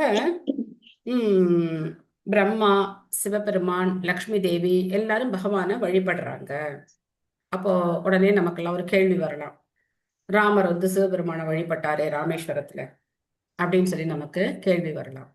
மாதாஜி நீங்க மியூட் பண்ணிக்கோங்க. சாந்தி மாதாஜி. சோ ஒரு சந்தேகம் நமக்கு ஏற்படலாம் இல்லையா? என்ன பதில் அதுக்கு? என்ன பதில்? ராமபிரான் மனிதர்களைப் போலவே வாழ்ந்து காமிச்சவர், மனிதர்களுக்கு ஒரு உதாரணமாக வாழ்ந்து காமிச்சவர். நாம இப்படி இருக்கணும் அப்படின்னு இப்படி இருக்கணுங்கிறதுக்கு ஒரு உதாரணம். அவர் ஏத்துக்கிட்ட அந்த பாத்திரத்துக்கு ஏத்த மாதிரி அவர் என்ன பண்றார், அந்த இடத்துல நடந்துக்கிறார். ஆனா சிவபெருமானுக்கு தெரியும் இவர் தான் என்னுடைய பகவான் அப்படின்னு சொல்லி. ஆனா மக்களுக்கு அது குழப்பத்தை ஏற்படுத்துது இல்லையா? ஆனா சாஸ்திரங்களை ஒழுங்கு தெளிவா படிச்சோம். அதனால்தான் பிரபா இங்க சம்பிரதாயங்களை கொடுத்திருக்க 4 சம்பிரதாயங்கள்: பிரம்ம சம்பிரதாயம், குமார சம்பிரதாயம், அதுக்கப்புறம் ஸ்ரீ சம்பிரதாயம், ருத்ர சம்பிரதாயம், 6 சம்பிரதாயங்கள் இருக்கு. இஸ்கான் எந்த சம்பிரதாயத்துல வருது? Very good. இது நம்ம நல்லா தெரிஞ்சுக்கணும், நாம எந்த சம்பிரதாயத்துக்கு கீழே இருப்போம் அப்படின்னு சொல்லி. பிரம்ம மத்வ கௌடிய சம்பிரதாயம். நம்மளுடைய தத்துவம் என்ன? நம்மளுடைய தத்துவம் அச்சிந்திய பேத அபேத தத்துவம். அச்சிந்திய பேத அபேத தத்துவம். அது என்ன தத்துவம்? அச்சிந்திய பேத அபேத தத்துவம்னா என்ன தத்துவம்? வேற்றுமையில ஒற்றுமையை காண்றது. என்ன வேற்றுமை, என்ன ஒற்றுமை? நம்மளுக்கும் பகவானுக்கும் வேற்றுமை இருக்கு. ஆனா அவரோட அங்க துணுக்குகள் அளவுகள்ல வித்தியாசம் இருக்கு அவருக்கும் நமக்கும். Very good. தன்மையில ஒன்றுபட்டவர்கள் ஆனா அளவுல வேறுபட்டவர்கள். தன்மையில் ஒன்றுபட்டவர்கள், அளவில் ஒன்றுபட்டவர்கள். பகவானும் சச்சிதானந்த விக்கிரக, நாமளும் சச்சிதானந்த விக்கிரக, ஆத்மாக்களும் சச்சிதானந்த விக்கிரக. ஆனா பகவான் விபு, நம்ம அணு. நம்ம என்னைக்கு என்ன ஆக முடியாது? ஒரு டிராப் ஆஃப் ஓஷன். சால்ட் வாட்டர்னா பகவான் வந்து ஓஷன், அந்த ஓஷன் ஆஃப் வாட்டர் பகவான். சோ அதனால அளவுல நாம ஒன்றுபட்டவர்கள், தன்மையில ஒன்றுபட்டவர்கள், அளவுல வேறுபட்டவர்கள். Very good. சம்பிரதாயத்தையும் தெரிஞ்சுக்கணும், நம்ம சம்பிரதாயத்துடைய தத்துவத்தையும் தெரிஞ்சுக்கணும். ஏன்னா இது எல்லா சம்பிரதாயத்தையும் ஹோல்சமான தத்துவம். அத்வைத்தம், துவைத்தம், விசிஷ்டாத்வைதம். அத்வைத்தத்தை விட்டுறலாம், அது வந்து வைஷ்ணவ சம்பிரதாயம் கிடையாது.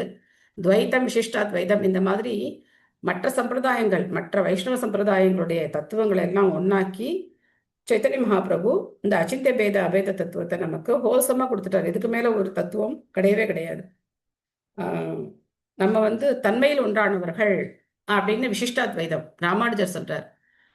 ஆனா மத்வாச்சாரியார் வந்து ஆத்மா 2 பேரும் தனித்தனியானவங்க, ஆத்மாவும் பரமாத்மாவும் தனித்தனியானவங்க அப்படின்னு சொல்றதுல அவர் ரொம்ப அதை ஸ்ட்ரெஸ் பண்றார். பட் சைத்தன்ய மகாபிரபு 2ஐயும் எடுத்துக்கிறார். ஆத்மாவும் பரமாத்மாவும் வேற வேற, 2 பேரும் வேறுபட்டவர்கள், தன்மையில் ஒன்றானவர், அது அளவில் தன்மையில் ஒன்றானவர்கள், அளவில் வேறானவர்கள் அப்படிங்கிறத கொண்டு வந்து அதை முழுமையான ஒரு தத்துவமா கொடுத்து அச்சிந்திய பேத அபேத தத்துவத்தை கொடுத்துருக்கார். அதனால இந்த தத்துவத்தை புரிஞ்சுக்காம லீலைகளை நம்மளால புரிஞ்சுக்க முடியாது. பகவானுடைய லீலையை ஒருத்தர் புரிஞ்சுக்கணும் அப்படின்னா அச்சிந்திய பேத அபேத தத்துவத்தை அவர் ஏத்துக்கணும். சோ சிவபெருமான் அவரை எதுக்காக ராமர் வழிபட்டார் அப்படிங்கிறது புரியணும்னா அச்சிந்திய பேத அபேத தத்துவம் புரியணும். அது புரிஞ்சாதான் இது புரியும். இல்லைன்னா சண்டை போட்டுக்கிட்டே இருக்க வேண்டியதான். சிவன் உயர்ந்தவரா இல்லைன்னா விஷ்ணு உயர்ந்தவரா அப்படி சண்டை போட்டுக்கிட்டே இருக்க வேண்டியதான். அதுக்கு தீர்வே கிடையாது. யாருக்கு அச்சிந்திய பேத அபேத தத்துவம் முழுமையா எல்லா இடத்துலயும் இது அப்ளை ஆகும். யாருக்கு முழுமையா புரியுதோ அவங்களால பகவானை பத்தி ஓரளவுக்கு புரிஞ்சுக்க முடியும். ஓகே. எத்ரானுரக்தா சகசைவ தீர வியபோஹ்ய தேகாதிஷு சங்கமூடம் व्रजन्ति तत्पराम हंस्यम् अन्त्यं यस्मिन् அஹிம்சோபசமஸ்வதர்மக. பரமபுருஷரான ஸ்ரீ கிருஷ்ணரிடம் பற்று கொண்டுள்ள தன்னடக்கம் உள்ளவர்களால் பௌதிகப்பற்று, ஸ்தூல உடல் மற்றும் சூட்சும மனம் ஆகியவற்றை கொண்ட உலகை திடீரென கைவிட்டு எதனால் அஹிம்சையையும் பற்றின்மையும் பெற முடியுமோ அத்துறவு வாழ்வின் மிக உயர்ந்த பூரணத்துவத்தை அடைய முடியும். பொருளுரை. சுபமலர் மாதாஜி படிக்கிறீங்களா? படிக்கிறேன் மாதாஜி.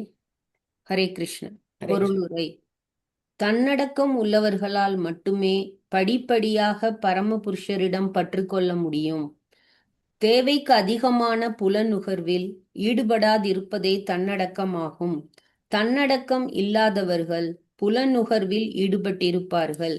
கற்பனையான வரட்டு தத்துவம் என்பது மனநூல் அனுபவிக்கப்படும் சூட்சுமமான புலனுகர்வாகும். புலனுகர்வு ஒருவனை இருண்ட பாதையை நோக்கி அழைத்து செல்கிறது. புலனடக்கம் உள்ளவர்களால் பந்தப்பட்ட பௌதிக வாழ்விலிருந்து விடுபட்டு முக்தி வழியில் முன்னேற முடியும். எனவே ஒருவன் இருண்ட பாதையில் செல்லாமல் ஒளியுள்ள முக்தி வழியில் செல்ல வேண்டும் என்று வேதங்கள் உத்தரவிடுகின்றன. செயற்கையான முறையில் புலன்களை கட்டுப்படுத்துவதால் தன்னடக்கத்தை அடைய முடியாது. ஆனால் தூய பலன்களை பகவானின் உன்னத தொண்டில் ஈடுபடுத்தி உண்மையாகவே பரமபுருஷரிடம் பற்றுக்கொள்வதால் அதை அடையலாம். புலன்களை பலவந்தமாக கட்டுப்படுத்த முடியாது, ஆனால் அவற்றை நல்ல வழியில் திருப்ப முடியும். எனவேதான் தூய்மை அடைந்த புலன்கள் எப்பொழுதும் பகவானின் உன்னத தொண்டில் ஈடுபடுத்தப்படுகின்றன. புலன்களை ஈடுபடுத்தும் இப்பக்குவ நிலையே பக்தியோகம் எனப்படுகிறது. எனவே பக்தியோக வழியில் பற்று கொண்டிருப்பவர்கள் உண்மையில் புலனடக்கம் உள்ளவர்கள் ஆவர். இவர்களால் பகவத் தொண்டிற்காக குடும்பப்பற்றை அல்லது தேகப்பற்றை உடனே துறந்துவிட இயலும். இது பரமஹம்ச நிலை எனப்படுகிறது. ஹம்ச அல்லது அன்னப்பறவை நீர், பால் ஆகியவற்றின் கலப்படத்திலிருந்து பாலை மட்டுமே ஏற்றுக்கொள்கிறது. அதை போலவே மாயையின் தொண்டை விட்டு பகவத் தொண்டை ஏற்பவர்கள் பரமஹம்சர்கள் எனப்படுகின்றனர். இவர்கள் அகம்பாவமின்மை, தற்பெருமையின்மை, அஹிம்சை, சகிப்புத்தன்மை, எளிமை, மரியாதை, வந்தனை, அன்பு மற்றும் நேர்மை ஆகிய எல்லா நற்குணங்களையும் இயல்பாகவே பெற்றுள்ளனர். பகவத் தொண்டை முழுமையாக ஏற்றுக்கொண்டுள்ள இத்தகைய பரமஹம்சர்கள் முக்தி பெற்ற ஆத்மாக்களுக்கு இடையிலும் மிகவும் அரிதாகவே உள்ளனர். பொறாமை கொள்ளாதிருப்பதே உண்மையான அஹிம்சையாகும். இவ்வுலகிலுள்ள ஒவ்வொரு ஜீவனும் பிற ஜீவராசிகளிடம் பொறாமை கொண்டவனாக இருக்கிறான். ஆனால் பகவானிடம் பூரண சரணாகதி அடைந்துள்ள சிறந்த பரமஹம்சர் சிறிதும் பொறாமையற்றவராவார். எல்லா ஜீவராசிகளும் பகவானுடன் உறவு கொண்டவை என்பதால் அவர்களை அவர் நேசிக்கிறார். பகவானை பூரணமாக நம்பி இருப்பதே உண்மை துறவாகும். ஒவ்வொரு ஜீவராசியும் வேறொரு ஜீவனை நம்பி இருக்கும் வகையில் படைக்கப்பட்டுள்ளன. அனைவரும் பரமபுருஷரின் கருணையைத்தான் உண்மையில் நம்பியிருக்கின்றனர். ஆனால் பகவான் உடனான தனது உறவை ஒருவன் மறக்கும் பொழுது பௌதிக இயற்கை சூழ்நிலைகளை அவன் நம்பியிருக்க வேண்டியவனாகிறான். ஜட இயற்கை சூழ்நிலைகளை அவன் நம்பியிருப்பதை கைவிட்டு பகவானின் கருணையை முற்றிலும் நம்பி இருப்பதே உண்மை துறவாகும், உண்மையான சுதந்திரம் ஆகும். இந்த பரமஹம்ச நிலைதான் பகவானின் பக்தியோக முறையில் மிக உயர்ந்த பூரணத்துவ நிலையாகும். நன்றி மாதாஜி. ஹரே கிருஷ்ணா. ஹரே கிருஷ்ணா. ஸோ இந்த உலகமே புலனின்பத்தை நோக்கி தான் போய்கிட்டே இருக்கு இல்லையா? யாராலையும் அவங்களுடைய புலன்களை கட்டுப்படுத்த முடியல. அதனால இந்த புலன்களை அனுபவிக்கிறதுக்கு இன்னும் என்னென்ன கண்டுபிடிக்கலாம், எப்படி எப்படி அனுபவிக்கலாம் அப்படின்னு சொல்லி ரொம்ப மும்முரமா எல்லாரும் பண்ணிக்கிட்டே இருக்காங்க. ஆனா பக்தி பாதை அப்படிங்கிறது அதற்கு எதிரானது. யார் ஒருத்தர் புலனடக்கம், யாருக்கு புலனடக்கம் இருக்கோ அவங்களால சுலபமா பகவத் பக்தியில எந்த விதமான தடைகளும் இல்லாம ஈடுபட முடியும். இல்ல புலன்களுக்கு அடிமையாக இருந்தாங்க அப்படின்னு சொன்னா பக்தி பாதை அவங்களுக்கு ரொம்ப ரொம்ப கஷ்டம். ரிஷிகேஷ சேவனம் பக்தி ருச்சத்தை அப்படின்னு சொல்லப்பட்டிருக்கு. நம்மளுடைய புலன்கள் ரிஷிக அப்படின்னு சொல்லப்படுது. இதற்கான தலைவர் ரிஷிகேஷர். அந்த ரிஷிகேஷருடைய சேவையில நம்மளுடைய புலன்களை ஈடுபடுத்துறது தான் உண்மையான பக்தி. அந்த மாதிரி பக்தி செய்ய ஒருத்தருக்கு முடியும் அப்படின்னாக்க அவரால் ரொம்ப சுலபமா இந்த உலக பற்றுகள்ல இருந்து விடுபட முடியும், பரமஹம்ச நிலைக்கு வர முடியும். இங்க ஹம்சம்னா பாக்குறோம், ஒரு அன்னப்பறவை. அதுகிட்ட பாலையும் தண்ணியும் கலந்து கொடுத்தா அது பாலை மட்டும் குடிச்சிட்டு தண்ணியை தனியா ஒதுக்கி வச்சிருமா. அந்த மாதிரி இந்த உலகத்திலே இருந்தா கூட அவங்க இந்த உலகத்து விஷயங்களால எதனாலையும் கவரப்படாம பகவத் பக்தியில மட்டுமே அவங்க கவனம் செலுத்துறாங்க. அப்பேற்பட்ட பகவானுடைய புகழெல்லாம் சௌனகாதி ரிஷிகள் சொல்லிக்கிட்டே வராங்க. அப்படி சொல்லி எங்களுக்கு பகவானை பத்தி நீங்க எடுத்து சொல்லணும் அப்படின்னு சொல்லும்போது சூத கோஸ்வாமியும் அதை ஏத்துக்கிட்டு பகவானை பத்தி இங்க சொல்ல போறார். அடுத்தது பரீட்சித் மகாராஜருக்கு என்ன நடந்தது, எதனால சாபம் கிடைச்சது, என்ன ஆச்சு அப்படிங்கிறதுல நாம பின்னாடி ஸ்லோகங்கள்ல படிப்போம். உங்களுக்கு ஏதாவது சந்தேகங்கள், கருத்துக்கள், ஏதாவது கேள்விகள் ஏதாவது இருக்கா? சொல்லுங்க. இது எல்லா நற்குணங்களும் இயல்பாகவே பெற்றுள்ளனர் பரமஹம்சர்கள் அப்படின்னா பக்தர்கள் கிட்ட இயற்கையாவே எல்லா நற்குணங்களும் இருக்கும். எஸ்யாஸ்தி பக்தி பகவதி அகிஞ்சனா சர்வை குணை சத்திர சமாசதே சுராக ஹரா அபத்கஸ்ய குதோ மகத்குணா மனோரதே நாசதி தகவதோ பகி அப்படின்னு சொல்லப்பட்டிருக்கு. பகவானுடைய பக்தர்கள் அவங்க பகவான் சொல்றபடி நடக்கிறதுனால எல்லா நற்குணங்களும் அவங்க கிட்ட இயற்கையாவே வந்துடும். இப்ப நிறைய பார்த்தோம் இல்லையா, பொறாமை இருக்காதுன்னு பார்த்தோம். இந்த உலகத்துல இருக்கிற எல்லாருமேலே என்ன இருக்கு, பொறாமை இருக்கு. எதுக்காக விவாகரத்து நடக்குது? கணவனுக்கு மனைவி மேல பொறாமை, மனைவிக்கு கணவன் மேல பொறாமை. எதுக்காக கோர்ட்ல அப்பா மகனும் போய் அடிச்சுக்கிறாங்க? எதுக்காக வீடுகள்ல சண்டை நடக்குது? எல்லா இடத்துலயும் என்ன இருக்கு, பொறாமை இருக்கு. ஒரு குழந்தை பாருங்களேன், ஒரு சாமானை வச்சு விளையாடிட்டு இருக்கும், அது தூக்கி போட்டு போயிருக்கோம், யாராவது தொட்டா என்ன பண்ணுவோம்? உடனே அதுக்கு சண்டைக்கு போகும் இல்லையா? சோ பொறாமை இல்லாத இடமே இந்த உலகத்துல கிடையாது. சின்ன குழந்தையில இருந்து பெரியவங்க வரைக்கும் எல்லாருக்கு இடையில என்ன இருக்கு, பொறாமை இருக்கு. ஆனா பக்தர்களுக்கு பொறாமை கிடையாது. ஏன் பொறாமை கிடையாது? பிரபுபாதர் நீங்க சொல்றார் பொருள் இல்லை, ஏன் பொறாமை கிடையாதுன்னு சொல்ற, என்ன காரணம் சொல்ற? என்ன ஏன் பொறாமை கிடையாதுன்னு சொல்லிருக்க பக்தர்களுக்கு? முழுமையா பகவான நம்புறதுனால, சரணாகதி ஆகிறதுனாலயும், பகவானோட நம்பிக்கை வைக்கிறதுனாலயும், எல்லாருக்குள்ளயும் பரமாத்மா இருக்கார் அப்படின்னு நினைக்கிறதுனால. பகவான் எனக்கும் பகவானுக்கும் என்ன உறவு இருக்கோ, எனக்கும் பகவானுக்கும் என்ன உறவு இருக்கோ அதே உறவு தான் மற்ற ஜீவராசிகளுக்கும் பகவானுக்கும் இருக்கு. இதுல என்ன வசதி தாழ்த்தி? எல்லா இடத்துலயும் பகவான் பரமாத்மாவா இருக்கார். அது ஒரு விதம் புரிஞ்சுக்கிறது. ஆனா இங்க புரிஞ்சுக்கிறது என்ன அப்படின்னா, எனக்கும் பகவானுக்கும் என்ன உறவோ அதே மாதிரி உறவு தான் யாருக்கும் இருக்கு, மண்ணை சுத்தி இருக்கிற எல்லா ஜீவராசிகளுக்கும் பகவானுக்கும் இருக்கு. அப்போ எப்படி பொறாமைப்பட முடியும் இல்லையா? அவங்களுக்கு பகவான் என்ன விதிச்சிருக்காரோ அதுபடி அவங்க இருக்காங்க, எனக்கு என்ன விதிச்சிருக்கோ அதுபடி நான் இருக்கேன். இப்ப என் பக்கத்துல ஒரு பெரிய செல்வந்தர் கோடீஸ்வரர் இருக்கார், அவர் பார்த்து நான் பொறாமப்பட்டேன், என்ன நன்மை இருக்கு? அவருக்கு பகவான் அந்த வாய்ப்பை கொடுத்திருக்கார், எனக்கு இந்த வாய்ப்பை கொடுத்திருக்கார். புரியுதா? சோ அதனால ஆரம்பத்துல ஃபர்ஸ்ட் இன்னைக்கு ஆரம்பத்துல ராமான்னு சொல்லும் போது நமக்கு ஆனந்தம் கிடையாது. நம்ம வேற ஏதாவது ஒரு பொருளை பார்த்தா அது மேலதான் நம்ம அதிகமா ஆனந்தம் வச்சுக்கிறோம். அதுக்கு அதுக்கு என்ன காரணம் அதாச்சு? நம்ம அது மேல வச்சிருக்க பற்றா? ஆனா குழந்தை இந்த பொருளை பத்திரமா வச்சுக்க, உறவுகள் மேல நீ அன்பா இருக்கணும். இப்ப அண்ணன் தங்கைன்னு வச்சுட்டா நீ தான் பார்க்கணும், அன்பா இருக்கணும் அப்படின்னு இன்னொரு தடவை நம்ம பிறக்க போறதில்ல, இப்படி சொல்லி நம்மளை வளர்க்குறாங்க. அப்ப அவங்க மேல நமக்கு ஆட்டோமேட்டிக்காவே ஒரு ஈடுபாடு வந்துருது, நம்ம அவங்களை கவனிக்கணும் அப்படின்னு. அதுவே பட்டா மாறிடுதா? எனக்கு அது புரியல மாதாஜி.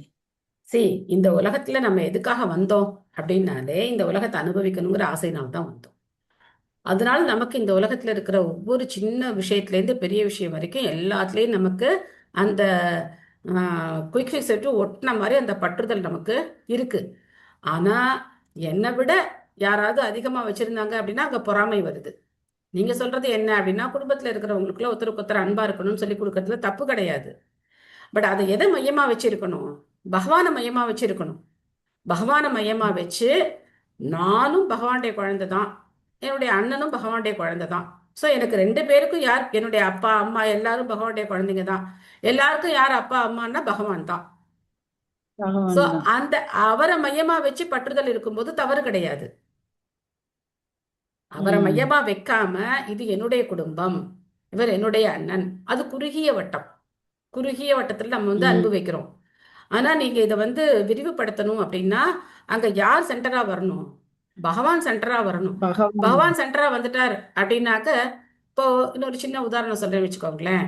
இப்போ நீங்க வந்து பாயசம் பண்ணியிருக்கீங்க வீட்டில், உங்க வீட்டில் பாயசம் பண்ணியிருக்கீங்க, நிறைய முந்திரி பருப்பெல்லாம் போட்டு அந்த காஞ்ச திராட்சைலாம் போட்டு நீங்க நல்லா பாயசம் பண்ணியிருக்கீங்கன்னு வச்சுக்கோங்க. அப்போ ஒரு பக்கத்து வீட்டுக்காரங்களும் வர்றாங்க, உங்களுக்கு பிரியமானவர் உங்க வீட்டில் உங்க அண்ணனோ தம்பியோ யாரோ அவங்களும் வராங்க. நீங்க கரண்டியை எடுத்து பாயசம் ஊத்துங்க, உங்க கை யாருக்கு எப்படி ஊத்துதுன்னு பாருங்க. ஒரு சின்ன வித்தியாசம் பாருங்க. பக்கத்து வீட்டுக்காரருக்கு ஊத்தும் போது நிறைய முந்திரி பருப்பு வருதா, அண்ணனுக்கு ஊத்தும் போது முந்திரி பருப்பு வருதான்னு பாருங்க. யாருக்கு ஒரு நிறைய முந்திரி பருப்பு? அண்ணனுக்கு வரும். ஏன்? நம்ம அந்த வித்தியாசம் பாக்குறோம். நம்ம வித்தியாசம், இவர் என்னோட அண்ணன், எனக்கு என்ன சேர்ந்தவங்க, இவர் பக்கத்து வீட்டுக்காரர். இது என்னைக்கோ ஒரு நாள் நேத்துலாம் வந்து சண்டை போட்டுட்டு இருந்தாரு, இன்னைக்கு என்னமோ உள்ள வந்து சரி பாயசம் குடிக்கிற நேரத்துல வந்து கொஞ்சம் குடிச்சு சொல்லுவோம் அப்படின்னு சொல்லிட்டு பாயசம் கொடுக்கும்போது என்ன ஆகும், அவருக்கு முந்திரி பருப்பு குறையும். இது நமக்கு வேண்டியவங்கன்னு வரும்போது கொஞ்சம் 2 முந்திரி பருப்பு கூட போகும். ஏன்? நமக்கு அந்த வித்தியாசம் பாக்குறோம் நம்ம. ஆனா ஒரு பக்தர் அந்த வித்தியாசத்தை பாக்குறது கிடையாது. அவரால் என்ன பண்ண முடியும்? எல்லாருக்கும் கிருஷ்ணரை கொடுக்க முடியும். நான் எதுக்காக இந்த முந்திரி பருப்பு சொன்னேன் அப்படின்னா, இது நமக்கு புரியக்கூடிய உதாரணம். கிருஷ்ணரை பிரச்சாரம் பண்ணணும்னா நம்ம நான் எல்லாருக்கும் பிரச்சாரம் பண்ணுவேன், அதெல்லாம் நான் யாரும் வித்தியாசம்லாம் பார்க்க மாட்டேன் சொல்லுவோம். ஆனா உண்மையிலே நம்ம கிட்ட என்ன இருக்கு? அந்த வித்தியாசம் பார்க்கக்கூடிய மனோப்பான்மை நமக்கு இருக்கு. தூய பக்தர்களுக்கு அது கிடையாது. அதனாலதான் தூய பக்தர்கள் சுலபமா உலகம் முழுக்க பிரச்சாரம் பண்றாங்க. நமக்கு இன்னும் அந்த உடல் வேறுபாடுகளை நம்ம வந்து பார்க்கிறோம். இவர் என்ன சேர்ந்தவர், இவர் வந்து என்ன சேராதவர் அப்படிங்கிற வேறுபாடு நம்ம கிட்ட இருக்கு. புரியுதா மத்தஜி? ஆனா நம்ம வீட்டுக்கு வந்த விருந்தினரை வந்து நம்ம வந்து ஈவன்தோ அவங்க வந்து இதுக்கு முன்னாடி நம்மள வந்து எதை சொல்லிட்டு இருந்தாலும் என்ன இருந்தாலும் நம்ம வீட்டுக்கு மதிச்சு நம்ம வீட்டுக்குள்ள வந்தவங்க வந்து நம்ம வந்து அப்படி வேறுபாடு காட்டவும் கூடாது, காட்டவும் மாட்டோம் இல்லையா மாதாஜி? நம்ம ஜென்ரலா பண்ணுவோம் மாதாஜி. நீ காட்ட மாட்டோம் அப்படின்னு நம்ம வந்து கிளாஸ்ல பேசலாம். என்னையும் நீங்க அதை பத்தி ஒரு உபன்யாசம் கொடுக்க சொன்னீங்கன்னா அருமையா உபன்யாசம் கொடுக்கலாம். ஆனா வீட்டுக்கு வரும்போது நம்ம இயற்கையா நடக்கிற விஷயங்கள் இதெல்லாம் நீங்க மேபி நீங்க வந்து அந்த அந்த மாதிரியான எண்ணத்துல இருந்து நீங்க ஒரு ஸ்டெப் மேல இருக்கலாம்.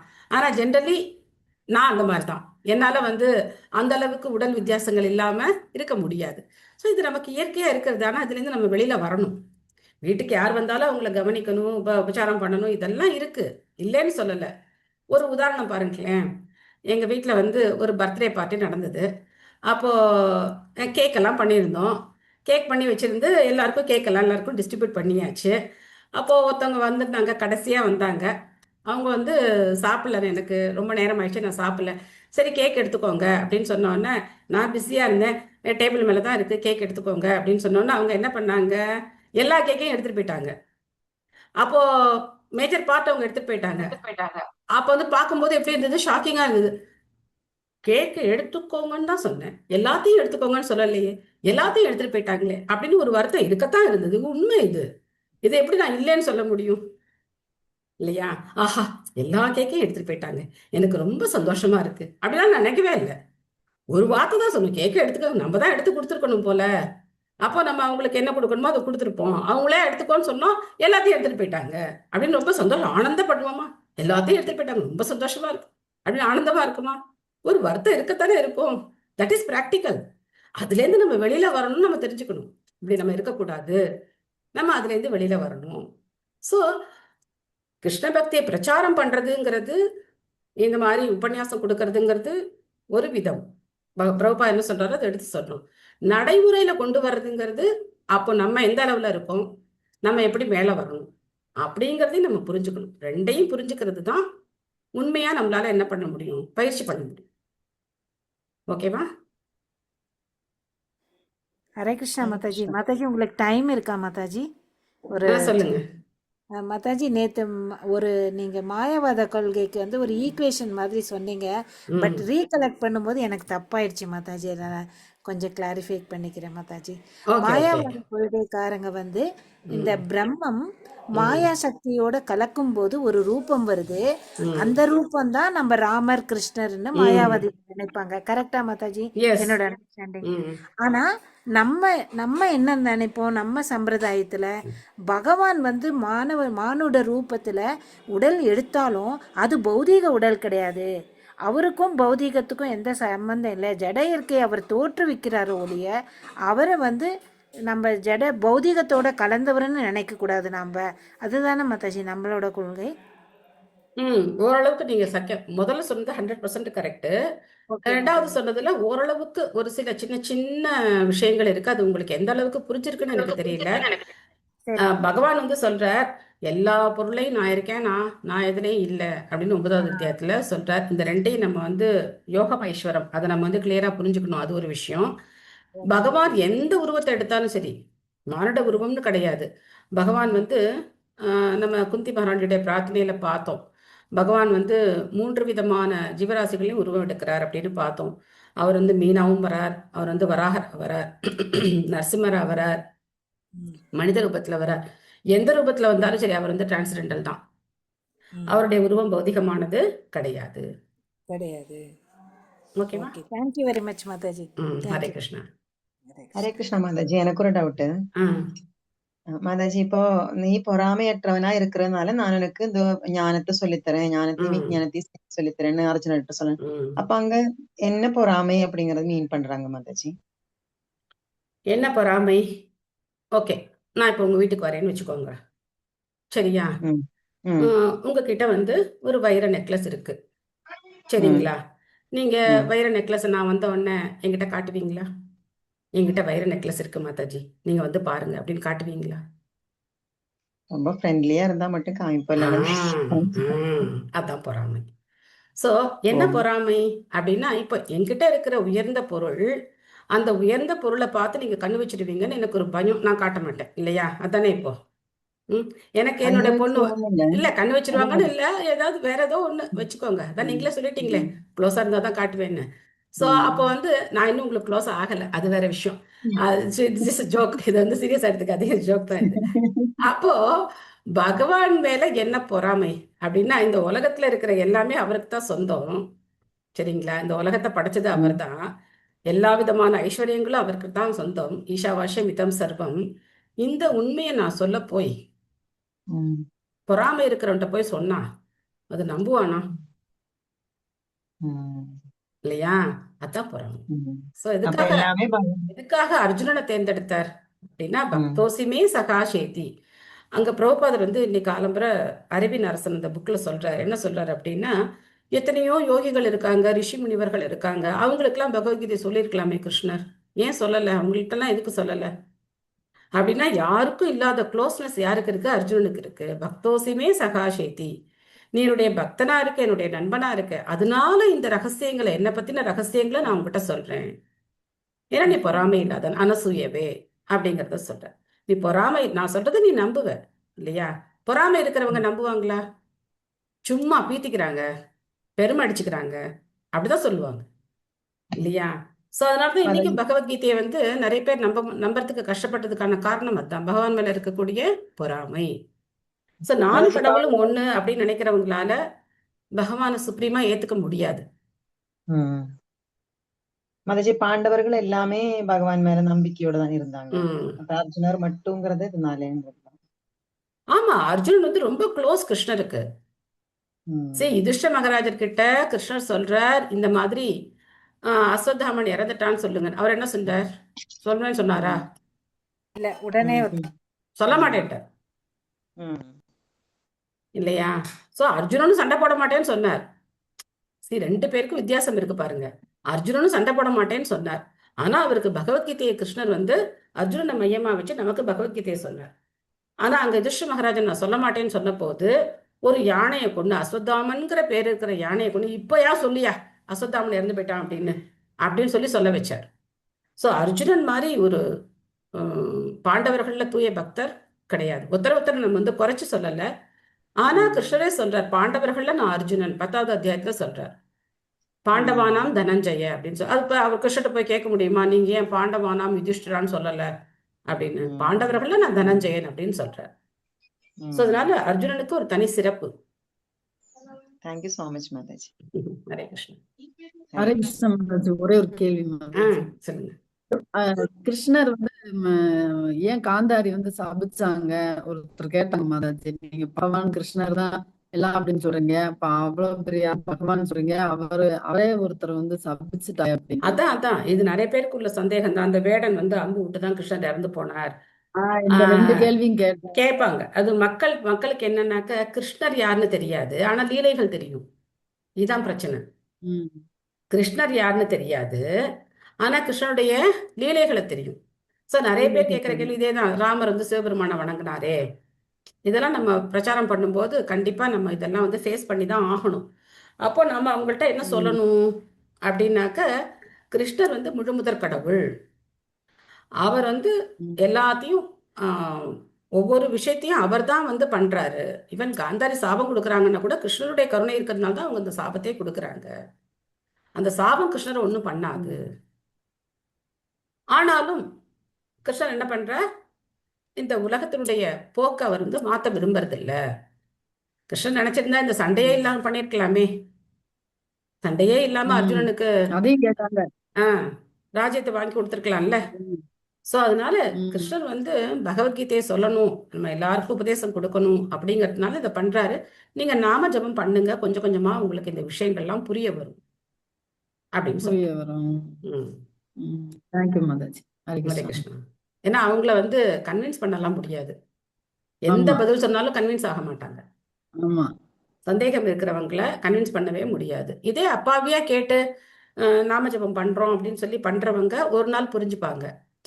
இந்த மாதிரி ஆர்கியூ பண்றவங்களால என்ன பண்ண முடியாது, கன்வின்ஸ் ஆக முடியாது. ஸோ பகவானுடைய லீலைகளை தெரிஞ்சுக்கிறதுக்கு முன்னாடி பகவான் யார் அப்படிங்கிற அவருடைய தத்துவத்தை தெரிஞ்சுக்கணும்.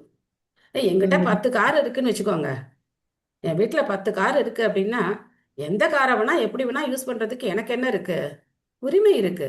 அதை எப்படி இன்னொருத்தர் வந்து கேட்க முடியும்? என்கிட்ட காரே இல்லை, நான் நடந்து போயிட்டு இருக்கேன், நீ என்ன 10 கார்ல போற அப்படின்னு யாராவது என்ன பார்த்து கேட்டாங்கன்னா உனக்கு என்ன போச்சு, இது என்னோட கார்னு சொல்லி நான் போயிட்டே இருப்பேன் இல்லையா? ஸோ அது மாதிரி பகவான்னா யாருன்னு தெரிஞ்சுக்கணும். எல்லாத்துக்கும் உரிமையாளர், எல்லாத்தையும் அனுபவிக்க கூடியவர், போக்தா, அவர் தான் மகேஸ்வர சுகிருதம் அப்படிங்கறது புரியணும். அது புரியற வரைக்கும் கொஞ்சம் கஷ்டம்தான்.